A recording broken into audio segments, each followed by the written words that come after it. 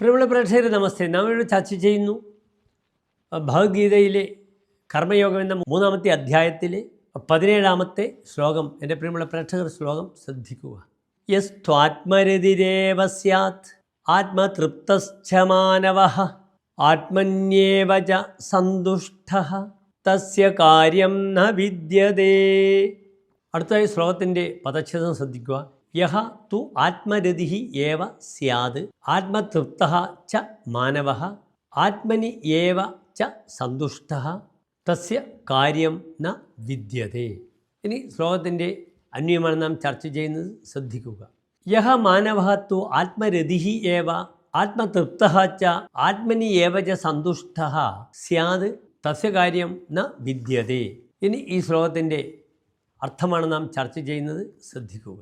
അദ്വൈതാനുഭൂതി മൂലം ആധ്യാത്മിക അവസ്ഥയിലെത്തിയ ബ്രഹ്മചാരി അദ്ദേഹം ആത്മരതിയുള്ളവനും ആത്മസംതൃപ്തിയുള്ളവനും ആത്മസന്തുഷ്ടനുമാണെങ്കിൽ ഒരിക്കലും കർത്തവ്യകർമ്മമായി ചെയ്യുവാനൊന്നും ബാക്കി ഒന്നും തന്നെ അവശേഷിക്കുന്നില്ല എന്ന് സാരം. നമസ്തേ.